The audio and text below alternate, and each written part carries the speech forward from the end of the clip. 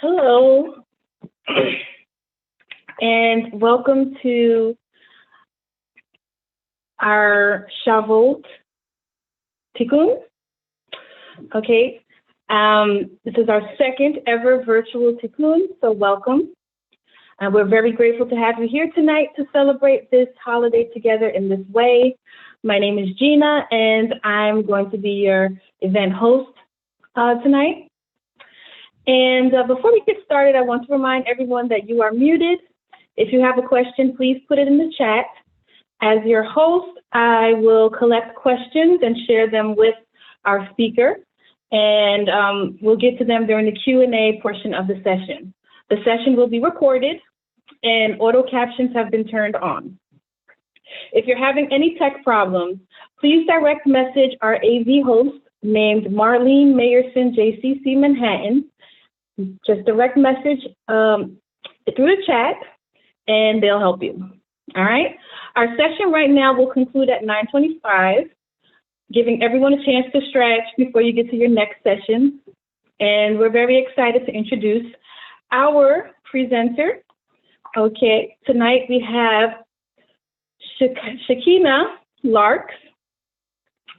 And Shekhiynah is a diversity trainer and the program coordinator at Bechol Lashon. Among her various projects, she manages the Teen Shedek project. She is a writer and active on Bechol Lashon's publications, Jewish and Birthright While Black, When the Mikvah Water Touches Your Black Hair, and more. She holds a BA in politics from the University of San Francisco. She's a native of Oakland, California, and is very involved in Jewish life in the Bay Area. Thank you, Shekhiynah, for joining us tonight. Thank you so much. I'll let you take it from there. Yeah, thank you for having me. So Chag Shavuot Sameach. Happy holiday to everyone. This is the holiday where we receive the Torah, and I think that it's a very special holiday, especially for those of us who have joined the tribe by converting to Judaism. So I think I'm going to tell you a little bit of background about myself and then share my conversion story with you. All right. So I don't want to sound cheesy, but I was born in Oakland, California in like 1997, and I was born into a Pentecostal family.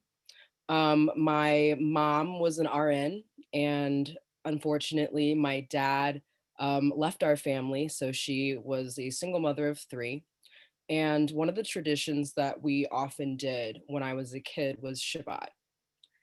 And I didn't have a full understanding of why, or really a full understanding of what Shabbat was until I became older and started asking more questions. And I guess when I was in about fourth or fifth grade, I started asking a lot more questions because some of the traditions that I was used to at home were very incompatible with the traditions of my classmates in Lutheran school. And I was just, a little bit confused about why I was doing this tradition that seemingly had nothing to do with either the Pentecostal tradition or the Lutheran tradition. And I asked my mom, so I'm about 12 at this time, and I asked her, so when am I having my bat mitzvah? And she says, you're not having one because you're not Jewish. And it wasn't that I felt like I was Jewish at the time, but I definitely had it was a visceral reaction to being told that I couldn't connect to something that I felt connected to, and actually also being given language to then talk about it. I didn't know what it meant to be Jewish, but it definitely intrigued me. So, from 12, around 12, my family was really focused around Black joy and having me have a deep understanding of my history and the history of our family, in addition to, exposing me to Black thinkers and Black artists that put themselves in the world in a way that I wanted to be presented in the world. And I found myself becoming um, more connected to Jewish ritual in that way too, because I was also exposed to Jews of color even before I had language to talk about Jews of color. Um, and one of my family's traditions yearly when I was a kid, and in addition to doing Shabbat, was Kwanzaa, which a lot of people think is very common in Black families, but actually isn't. There are not very many families that celebrate Kwanzaa. But Kwanzaa was really, really important to my family. And I think that one year um, we did invite a rabbi to lead us through the past, like Hanukkah, lead us through lighting the menorah for Hanukkah, also in addition to lighting the candelabra for Kwanzaa. And that was a really interesting experience. That was the first time that I'd ever met a rabbi, and I think I was maybe 6 years old at the time, the first time that I met a rabbi. And that really stuck out to me. So, 6 is the first time I meet a rabbi. Fast forward to 12, I'm asking about bar bat mitzvahs, and my mom's saying no. And I didn't understand why there was a no, because I felt like there was something more there. Like, why was it just no without any explanation? So, I'm going to high school, and I go to high school at a public school for the first time. I was at Oakland School for the Arts. And there were a lot of Jewish kids there. And so I started talking to them about Jewish tradition and telling them the traditions that I was doing at home. And they were like, those are Jewish things. Like, you're doing Jewish things at home.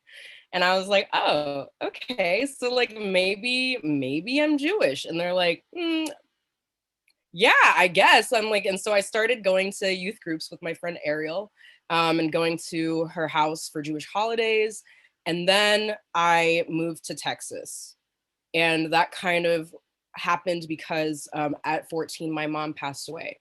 And she gave custody to my uncle who lived in Texas at the time. So when I was in Texas, there was really no Jewish community. In fact, the couple of Jewish kids that did go to my school were not out as Jewish because of the rampant anti-Semitism and anti-Blackness that was prevalent in the school that I went to in Texas. So people really did not feel comfortable identifying as Jewish, which made me want to outwardly identify as Jewish much more. And so I did. When I was in high school, I very much so identified as Jewish. And it was that identification and also starting to date a young Israeli boy that helped start that journey for me. And um, connecting with his mother, and his mother introduced me to Sephria, which at the time was like the first online Jewish text resource that was available. And I started reading and discussing, and when I would come back to California, she would take me to shul. And I really deeply enjoyed being in shul. And I decided that I really, really, really wanted to convert to Judaism. Problem was, is when I approached the rabbi at 16 to convert to Judaism, that he wasn't going to convert me unless my entire family was converting also. And that was just a no-go. My family was not interested in converting to Judaism. So I had to wait. I had to wait until I was 18 to begin doing formal study. It ended up taking me 3 years to convert to Judaism. And part of that, and it was a really, really long process for a number of reasons. Um, and I think that the most important reason was being able to find community. I knew really great rabbis that were teaching me all kinds of things, and they would tell me, I don't know if this is a community that you're going to feel comfortable in. So you're going to have to find a community that fits for you.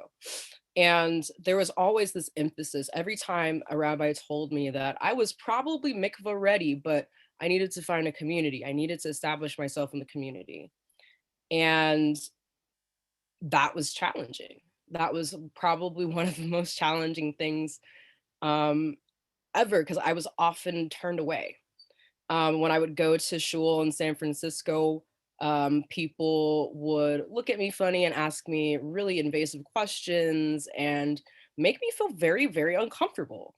And so for a while, it was like trying out different shuls in San Francisco just to see what felt good, what fit. And I didn't feel like I fit in. So there was a time like when I started going to college that I just felt that I didn't quite fit right in. Like my desire didn't fit into the reality of what I was facing at the time. And so I decided that I was going to just try taking a Hebrew course. So I signed myself up for for my foreign language credit as for a Hebrew course. And the Hebrew teacher kept telling me that I probably should also do the Jewish studies courses, that I would like them. And I was just like, I don't think I need to, but I'm already, they're like, you need 2 more credits in order to get the minor. So I'm like, okay, I'll get the minor. And people kept telling me, "Oh, you need to be connected to this person. You need to be connected to this person. I'm telling you, you've got to be connected to this person." Person that they wanted to connect me to is Aaron Hontapper, who is the author of Judaism's Jews, Judaisms, and Jewish Identities that explores different Jewish communities around the world. And at this time, I had not yet made a connection between my Jewish identity and my Blackness. They were separate, as to say. I had not solidified a connection between them. And I didn't feel like I needed to, because when I was Christian, it was just part of being Christian. Part of being Black was part of being Christian, and there wasn't really a separation. Going to Black churches, I never really thought about race in the context to religion. So I began to think about it more when people pointed out, hey, the reason you're feeling uncomfortable in these spaces might be because you are experiencing racism in the community. And I was like, oh, well, I don't know how to handle that. I did not have the tools to be able to begin to delve into what that was. So I didn't want to. So for the longest time, I just resisted talking about it. I didn't want to talk about it. I didn't want people to ask me about it. I didn't want it to be mentioned. I just wanted to be treated like everyone else. And that was hard. And it was really hard when I started going to Hillel. And I think that the first time I was aware of Hillel on my college campus was when they did a sit-in. There was, I think was in 2015, so probably shortly after one of the major Black Lives Matter protests that first started the Black Lives Matter movement. There was a sit-in. It was a Black and Jewish solidarity sit-in, so I went to it.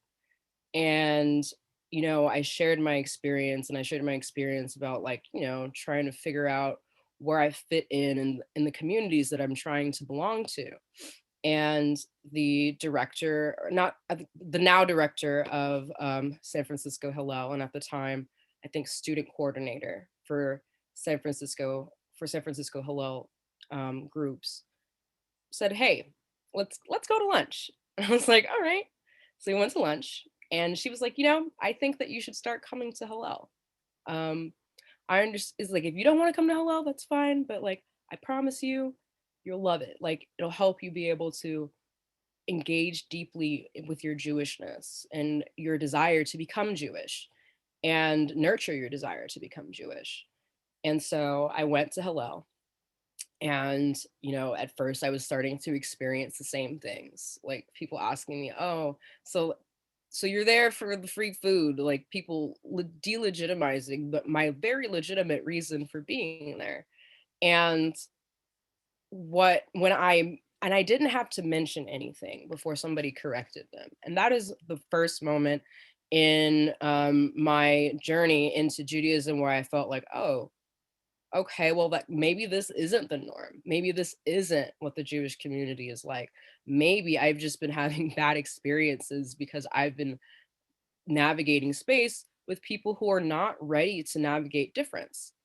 And it gave me, again, more language to be able to talk about my identity and to talk about why specifically things felt uncomfortable, and why, and how they were making me feel, and how they were making me, and I finally found a community that I felt comfortable being a part of. So I was in Hillel for a while, and then people started to tell me that I needed to become connected to B'chol. And I resisted that connection. I did not want to racialize my Jewishness. But I hadn't yet discovered that it wasn't that I was racializing my Jewishness, that because I live in America, my Jewishness is automatically racialized because I'm Black. So it took me some time to figure that out. It took people convincing me for 2 years that I should be connected to B'chol and me resisting every single moment of it. And it wasn't until my lovely ex-boyfriend's mother decided that she was going to schedule an interview for me against my will, volunteer me to interview for a internship at B'chol. So my sophomore year, I took an internship at B'chol, and that really, really, really shifted my worldview. It really shifted my worldview of what Jewish identity meant. It helped me understand that I wasn't the only one with the experiences that I was having. It helped me be able to like create language to talk about myself in a meaningful way, and to explore my own identity and who I wanted to be in the world and how I wanted to show up in the world. And yeah, like it was just a magnificent experience. And it was with B'chol Hashon that I actually assembled my Beit Din and finally did make it to the mikveh. And I would love to share that story with you now. So I'm going to share my screen and we're going to watch a video of Charlotte William Roberts reading my piece, When the Mikveh Water Touches Your Black Hair.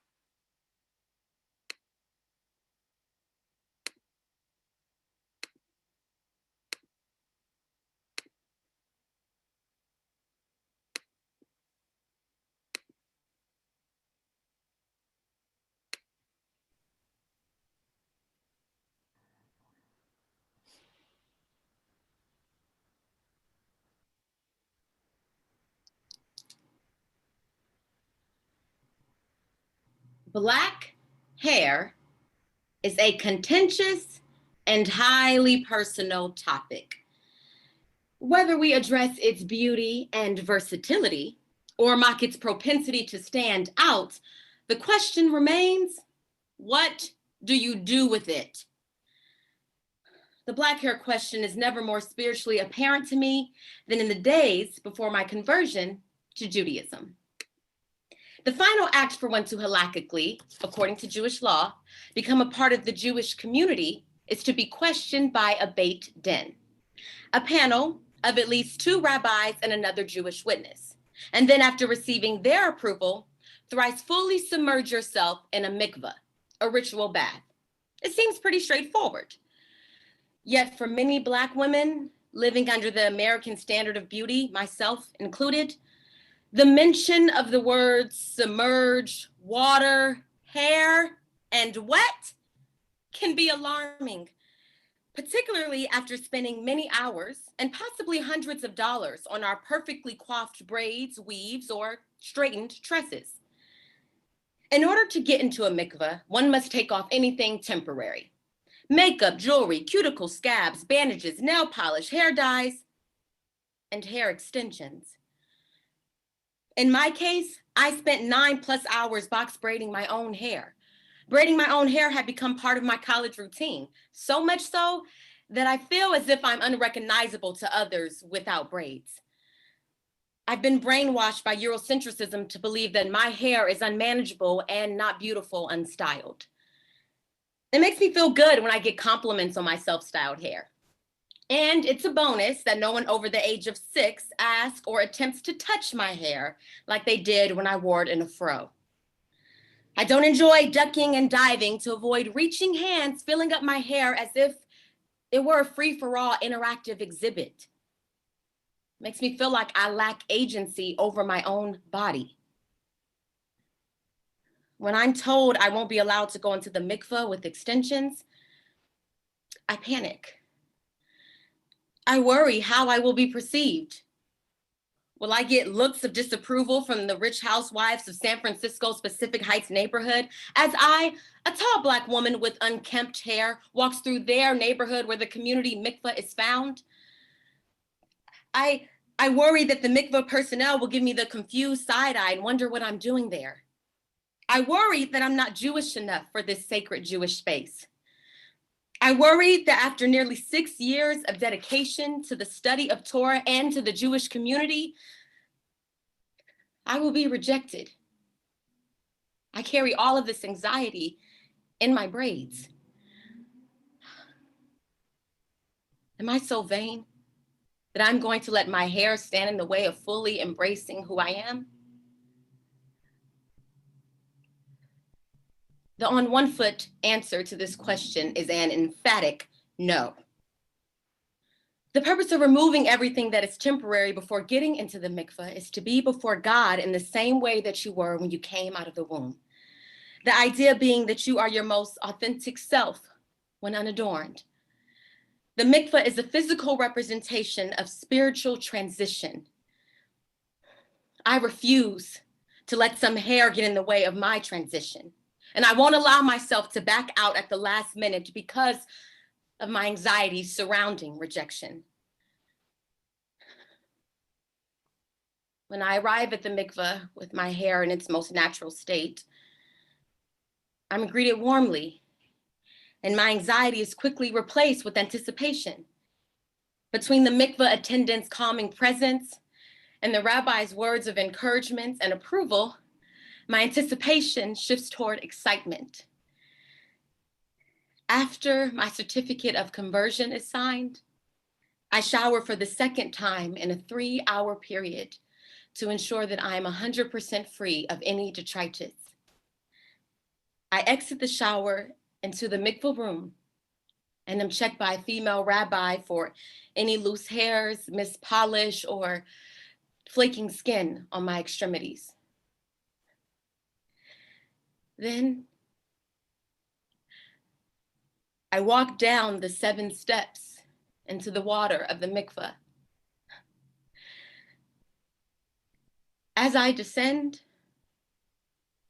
I think about the most influential women in my life who, although they may be unaware, they helped me find my footing in the world. I think about the creation story and how in this moment, I feel physically a part of it. I think about how these steps are leading me into myself. With each dunk into the water, I pray with the rabbis who are sequestered behind a door. Dunk 1, the Hativila, for the commandment of immersion. Dunk 2, the Shekhiynah, for this sacred moment. Dunk 3, the Shema, and affirmation, a thanksgiving, and a declaration. I'm allowed to take time alone in the water to reflect on the choices I have made, choosing to be guided by the Torah, choosing my community, and choosing myself. After I emerge from the mikveh, plait my hair and dress, I am greeted with a chorus of mazel tovs. I have finally stepped confidently into myself.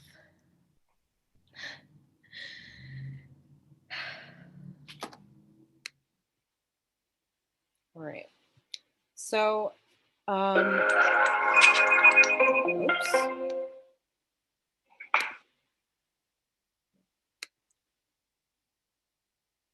This is also one of the reasons that Shavuot is a particularly unique holiday to me.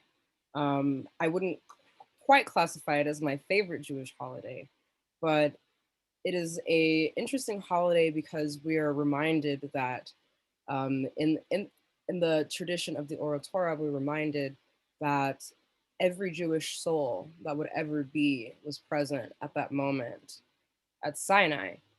And we were all there and we were all there together. And I think really part of being a convert to Judaism is finding that, is like finding out, or is like fulfilling the obligation of your soul. As we're taught, converts are born with Jewish neshamas, Jewish souls.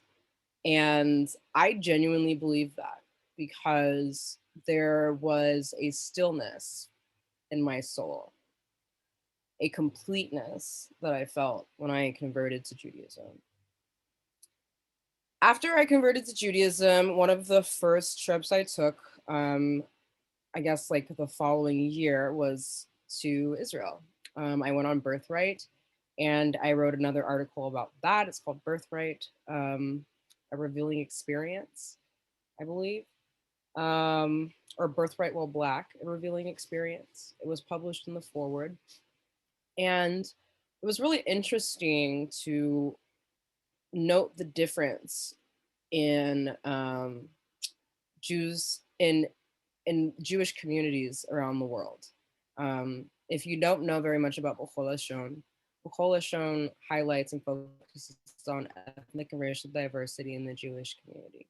So going to Israel was very important to me, chiefly because I knew that I would finally be able to see a wider variety of Jewish identities and Jewish experiences. And when I got to Israel, it was like really, it was interesting. It was interesting to see the difference in my interactions with American Jews and Israeli Jews, where I felt that my Jewishness was very much so not questioned, but my race was questioned substantially more. Whereas in the United States, it's like both are questioned all the time. So it was really interesting to um, have people in America who sometimes don't accept my race or push back on what my race might be because I'm not perceived, they don't perceive me in the way that my identity is based on whatever personal bias they're holding at that moment. But I am Black, I'm fully Black. A lot of times people assume that because I have fair skin that I might be biracial, but I am not. And when I tell people I'm Jewish, they often assume that I have a white parent and that my white parent is the Jewish parent. And that is very far from the truth. And it tends to be the assumption that is made a lot in the United States about what my identity might be. And people also in the Jewish community here in the United States really try to play Jewish geography to place to as sort of like a litmus test for your Jewishness, which was something that I did not experience in Israel from Israelis, something that I definitely experienced from Americans in Israel, but I did not experience that in Israel from Israelis. It was also the first time I'd been out of the country, and I got a deeper understanding of what race means in the context of where you are. And my race translated differently in Israel than it did in the United States. And that was like a big moment for me. It was a moment where I had to understand and reconcile with myself that the way that America classifies race is very different than how other communities across the world classify race. And that my overlaying my understanding of race onto Israel was an act of American exceptionalism. And it was really interesting to understand more Israeli concepts of race. In Israel, when I said to people that I'm Black, they were like, where? Like, because In Israel, black is a color. It's not, it's about your skin color. And I got pushed back I got pushed back on quite a bit when I was saying I'm black, because they were saying I was African. And I was like, I'm not African, I'm American. So I'm not not African. And they were like, Africans come in all colors. Africans come in all colors. And nobody's denying your identity. I'm just trying to expand your idea of what identity is. Not all of Africa is black. That's not necessarily what that means. And so that was a really interesting experience that I had there. When I went to Uganda for the first time, it was also a really wonderful experience. I went with Bukola Shon to meet the, or like Rabbi Gershom Suzomo actually sat on my Beit Den. So it was a very unique experience when I went to Uganda for the first time, because it was kind of like coming home to a external international community.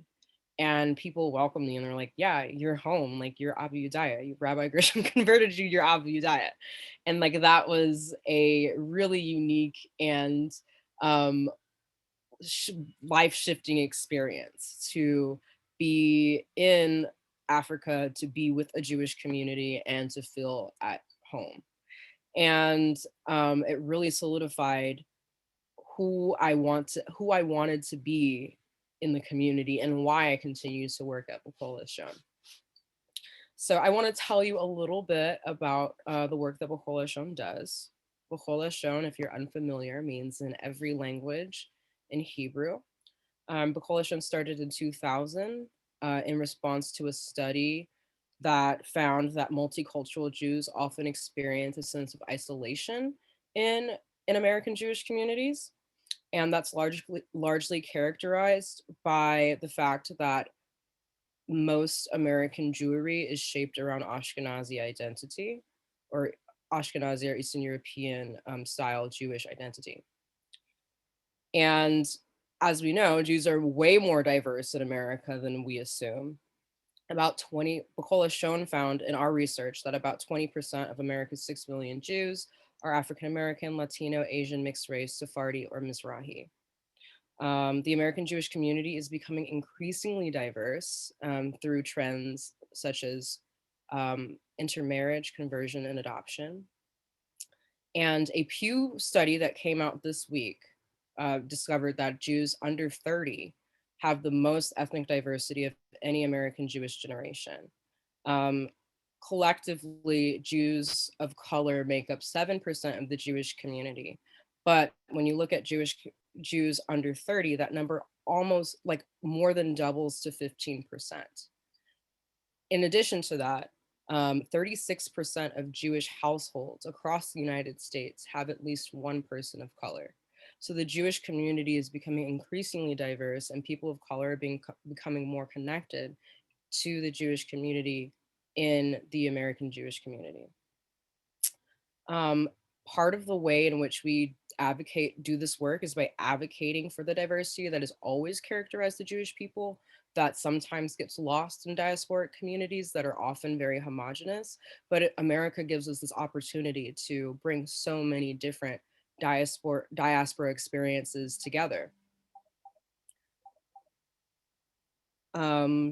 So some of the ways in which we engage in this work are through leadership programs. Our first leadership program that we ever did was Camp Bukola Shon. Camp Bukola Shon is a camp for multicultural Jewish kids, 8 to 18. And we focus on building community, navigating identity, and sharing with them Jewish communities throughout the world that they learn about through art, music, cooking, and dance. It's a really wonderful program, in addition to our Teen SETIC program that was started this year. And our Teen SETIC program focuses on helping kids or teens 12 to 18 navigate their identities, learn how to talk about their identities, become more connected to their identity, and build community with kids with similar experiences, as well as opportunities for mentorship from people who share the similar identities as you.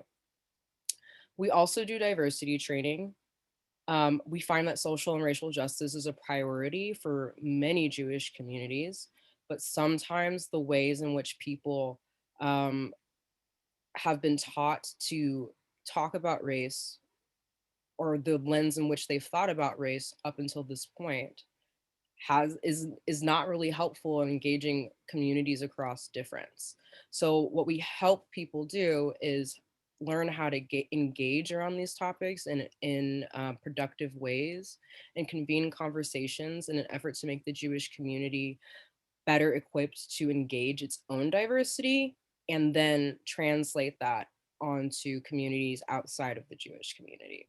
I find often in this work that people are really eager to engage in racial justice work, but often they're thinking 10 steps ahead to engaging outside of the community, rather than looking inward to see what potentially needs to change about our organizations, what potentially needs to change about how I'm thinking about the world, how I think about race, how I think about other people that I come in contact to, that would result in us being a anti-racist organization.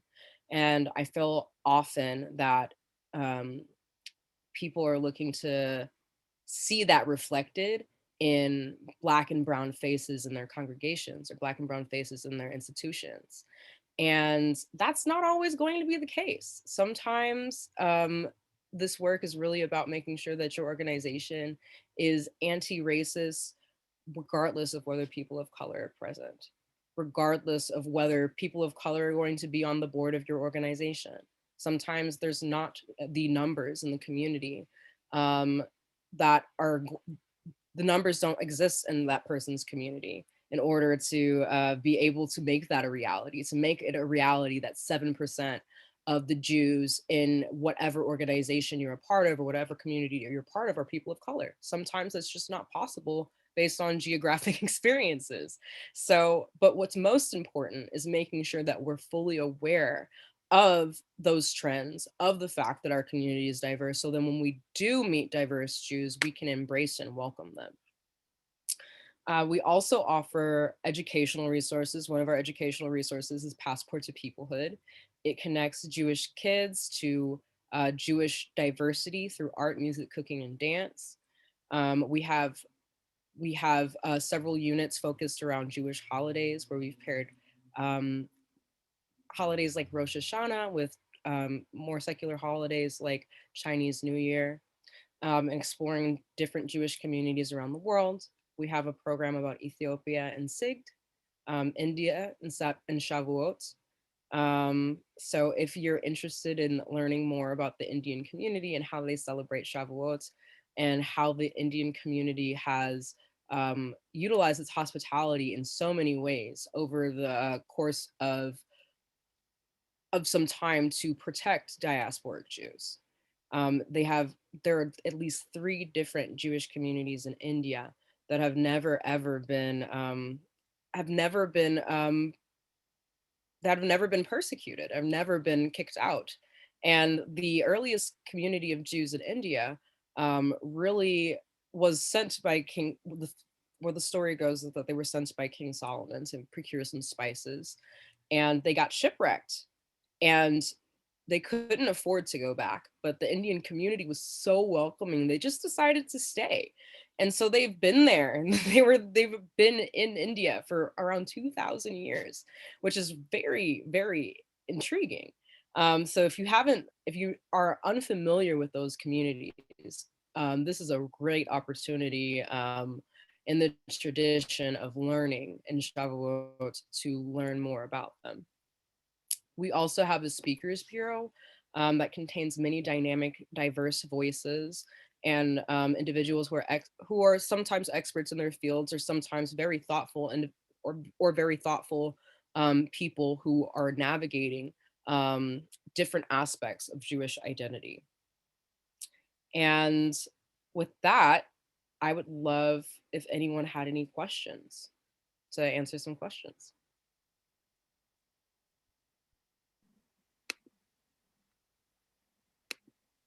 Hi. Good. Hi. Is that my feedback?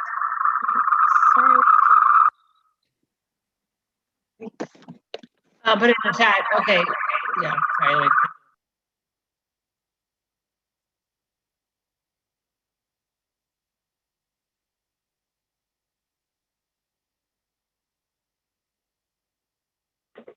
I'm just going to ask anyone who has a question to type it in the chat, and I can relay it to our speaker.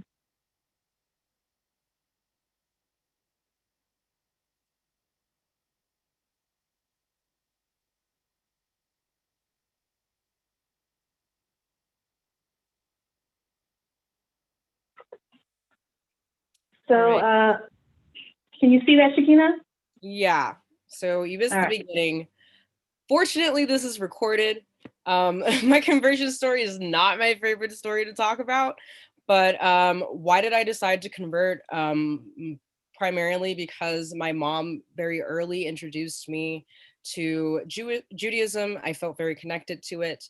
After she passed away, I felt very connected. I felt more connected, not only to placing myself on a pathway where I could hear God, but also, or not like, I'm not saying that I'm clairvoyant and can talk directly to God or whatever, but I am saying like I felt more connected to the divine, and that it was fulfilling to my soul, and I felt a deeper connection to my mother by choosing this pathway. So that's primarily my interest in Judaism. That's primarily where my interest in Judaism came from.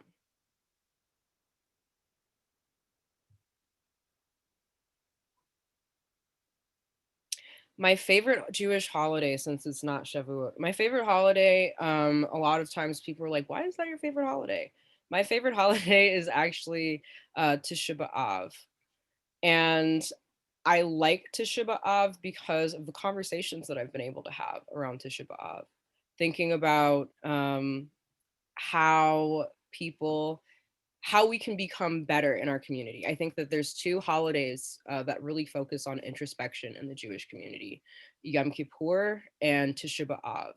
So Yom Kippur is about introspection on yourself and the things that you've done, and maybe things that people around you have done. And Tisha B'Av is really about holding our community accountable, holding our state accountable, and thinking about the ways in which we fall short and we make mistakes that dishonor God, and how we can be better. I love anything that helps me think about how I can be a better person. What king was it that sent the Jews to India? It was King Solomon.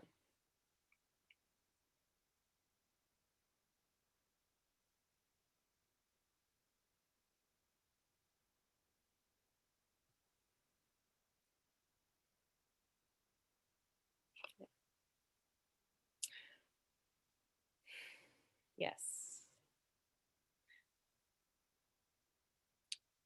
If there aren't any more questions, I'd love to put into the chat some of the resources that I shared this evening.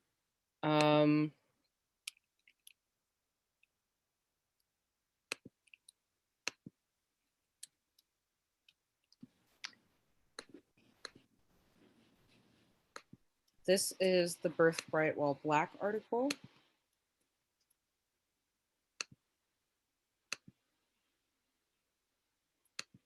This will help you find out more about B'Kol Hashon or bringing speakers to your community. Does it bother me when people think that I'm biracial? Yes, it does bother me when people think that I'm biracial. And the reason that it bothers me when people think I'm biracial is because they're making assumptions about my identity and my story, and they haven't asked me about it. And like that is one of the reasons why I dislike when people make that assumption. I feel like when you ask me if I'm biracial, you already have a question, you already have an answer to the question you're asking, and you're not ready to hear my story. And that's primarily the reason that it makes me feel uncomfortable. It also causes people to make a lot of assumptions about what I might have experienced growing up. And if you come into a conversation with a lot of assumptions and biases, so it can be hard to hear what the person's actual experience is.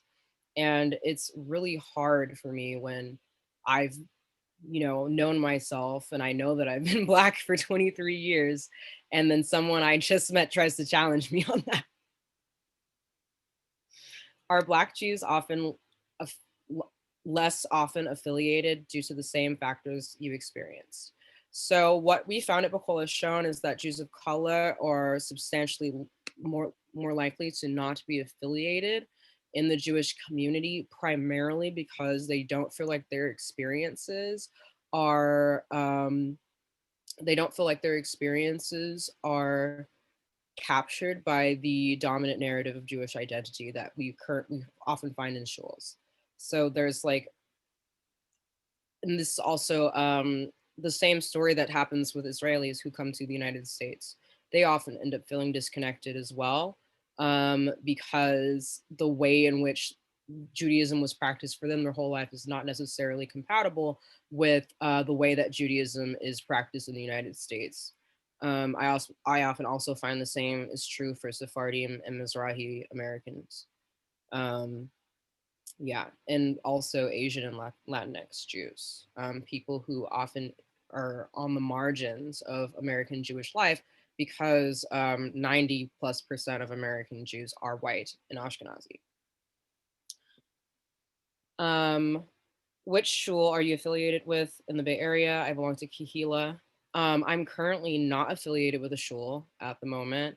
I was shul shopping when I moved back to Oakland. I was previously affiliated at Adath Israel with Adath Israel in San Francisco, but I now I don't go to shul because of COVID.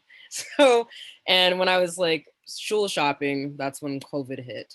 So I do not currently at this moment belong to a shul.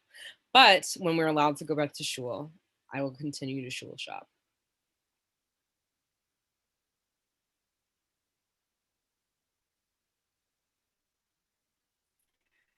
Right. It seems that we are all finishing up with our previous sessions.